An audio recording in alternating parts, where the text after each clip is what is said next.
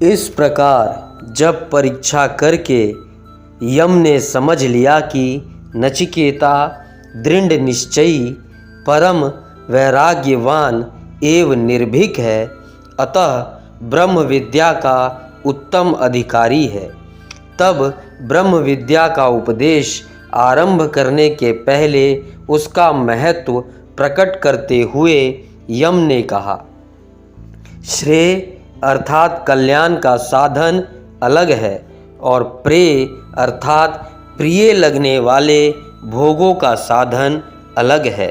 वे भिन्न भिन्न फल देने वाले दोनों साधन मनुष्य को बांधते हैं, अपनी अपनी ओर आकर्षित करते हैं। उन दोनों में से श्रेय अर्थात कल्याण के साधन को ग्रहण करने वाले का कल्याण होता है, परंतु जो प्रेय अर्थात सांसारिक भोगों के साधन को स्वीकार करता है, वह यथार्थ लाभ से वंचित रह जाता है। श्रेय और प्रेय दोनों ही मनुष्य के सामने आते हैं। बुद्धिमान मनुष्य उन दोनों के स्वरूप पर भली भांति विचार करके उनको पृथक पृथक करके समझ लेता है और वह श्रेष्ठ बुद्धि मनुष्य परम कल्याण के साधन को ही भोग साधन की अपेक्षा श्रेष्ठ समझकर ग्रहण करता है, परंतु मंद बुद्धि वाला लौकिक योगक्षेम की इच्छा से भोगों के साधन रूप प्रेम को अपनाता है। हे नचिकेता, तुम ऐसे निष्प्रह हो कि प्रिय लगने वाले और अत्यंत सुंदर रूप वाले इस लोक और परलोक के समस्त भोगों को भली भांति सोच समझकर तुमने छोड़ दिया। इस संपत्ति रूप श्रृंखला को, बेड़ियों को तुम नहीं प्राप्त हुए, इसके बंधन में तुम नहीं फंसे जिसमें बहुत से मनुष्य फंस जाते हैं, जो कि अविद्या और विद्या नाम से विख्यात है। ये दोनों परस्पर अत्यंत विपरीत और भिन्न भिन्न फल देने वाली है।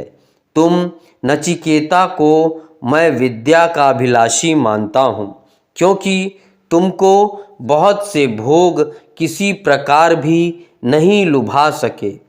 अविद्या के भीतर रहते हुए भी अपने आप को बुद्धिमान और विद्वान मानने वाले मूढ़ लोग नाना योनियों में चारों ओर भटकते हुए ठीक वैसे ही ठोकरें खाते रहते हैं, जैसे अंधे मनुष्य के द्वारा चलाए जाने वाले अंधे अपने लक्ष्य तक ना पहुंचकर इधर उधर भटकते और कष्ट भोगते हैं।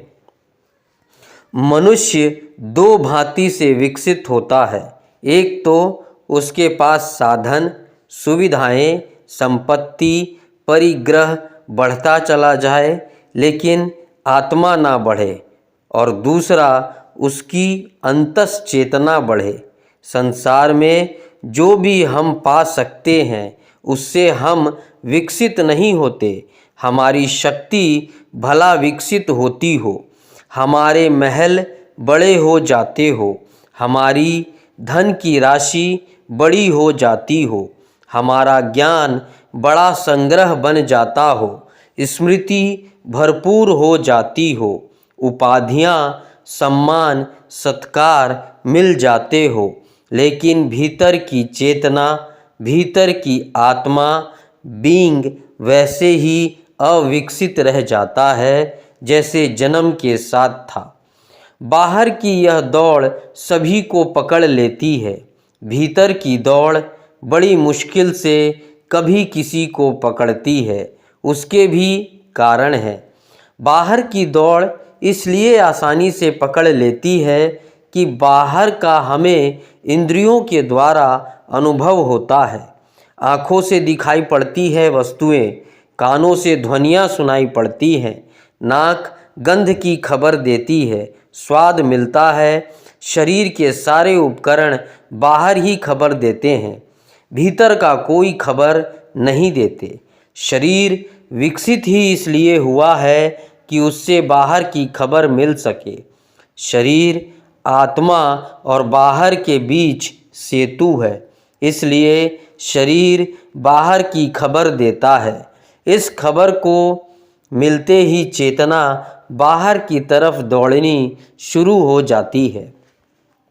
आंखें बाहर देखती है, भीतर तो देखती नहीं, और जहाँ हमें दिखाई पड़ता है वहीं मार्ग भी मालूम होता है।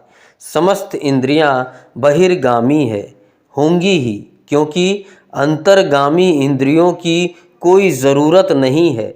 जो भीतर है मेरे, उसे तो मैं बिना इंद्रियों के भी जान सकता हूँ। जो बाहर है उसे बिना इंद्रियों के जानने का कोई उपाय नहीं है। मनुष्य की सारी इंद्रियों का विकास बाहर के जगत को जानने की आकांक्षा से हुआ है। मेरे हाथ आपको छू सकते हैं, मेरे हाथ में से सब कुछ पकड़ सकता हूँ, सिर्फ अपने हाथ को छोड़कर। मेरी आंखें सब कुछ देख सकती है, सिर्फ मेरी आंखें खुद को नहीं देख सकती। आँख को ही नहीं देख सकती। स्वभावतः इस कारण चेतना बाहर की तरफ बहती है और हम बाहर के संग्रह में, बाहर के संसार में, बाहर की वस्तुओं में, उनको बढ़ाने में, उनके विकास में संलग्न हो जाते हैं। ऐसे एक आदमी संपत्तिशाली हो जाता है और भीतर दरिद्र रह जाता है। ऐसे एक आदमी महाशक्तिशाली हो जाता है बाहर की दुनिया में, लेकिन भीतर दीन रह जाता है, भीतर कमज़ोर रह जाता है।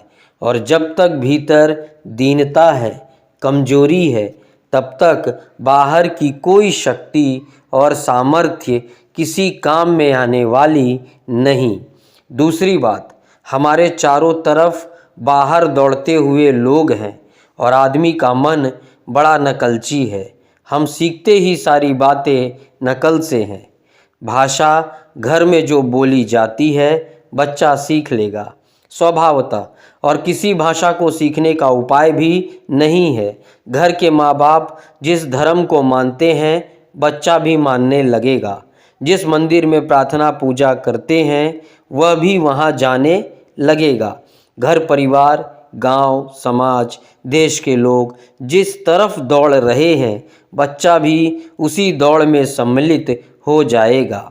हम भीड़ के साथ बहते हैं, सभी लोग बाहर की तरफ दौड़ रहे हैं, उन सब के साथ हम भी दौड़ते चले जाते हैं। सारा शिक्षण बाहर की यात्रा का है, अंतर यात्रा का कोई शिक्षण नहीं।